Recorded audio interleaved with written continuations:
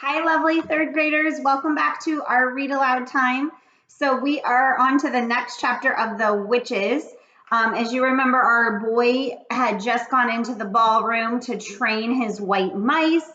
And at the last minute, the ballroom doors opened and came all the women of the Royal Society for the Prevention of Cruelty to Children. I have a feeling something's going to happen. This chapter is called The Meeting. Now that the manager had gone, I was not particularly alarmed. What better than to be imprisoned in a room full of these splendid ladies? If I ever got talking to them, I might even suggest that they come and do a bit of cruelty to children prevention at my school. We could certainly use them there. In they came, talking their heads off.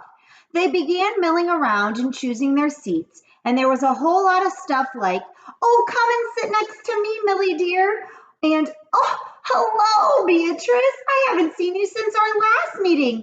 What an adorable dress you have on." I decided to stay where I was and let them get on with their meeting while I got on with my mouse training. But I watched them for a while longer through the crack in the screen, waiting for them to settle down. How many were there? I guessed about 200. The back rows filled up first. They all seemed to want to sit as far back from the platform as possible. A platform is like a stage.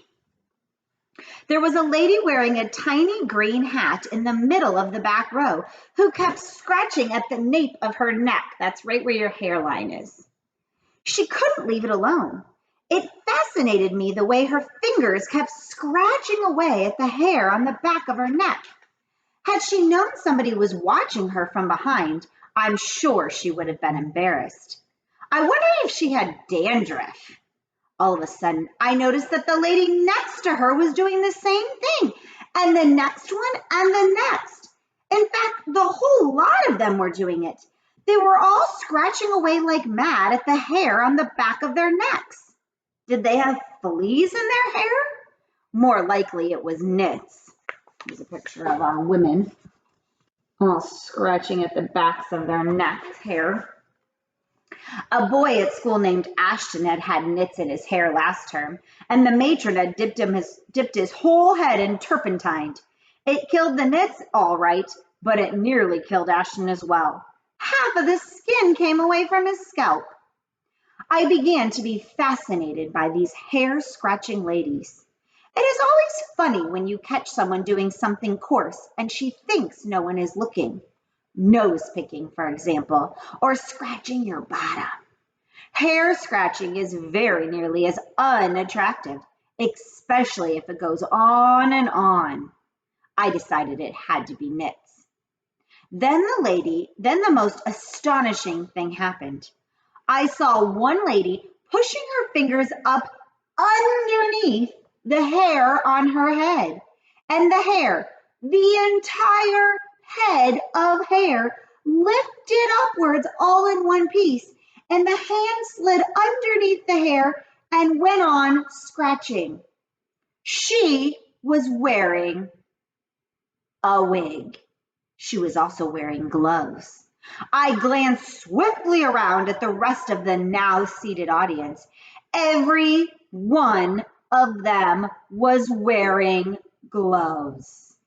My blood turned to ice.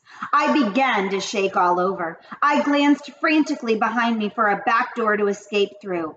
There wasn't one. Should I leap out from behind the screen and make a dash for the double doors? Those double doors were already closed, and I could see a woman standing in front of them. She was bending forward and fixing some sort of metal chain round the two door handles. "Keep still," I told myself. "No one has seen you yet. There's no reason in the world why they should come and look behind the screen. But one false move, one cough, one sneeze, one nose blow, one little sound of any sort, and it won't be just one witch that gets you. It'll be 200. At that point, I think I fainted.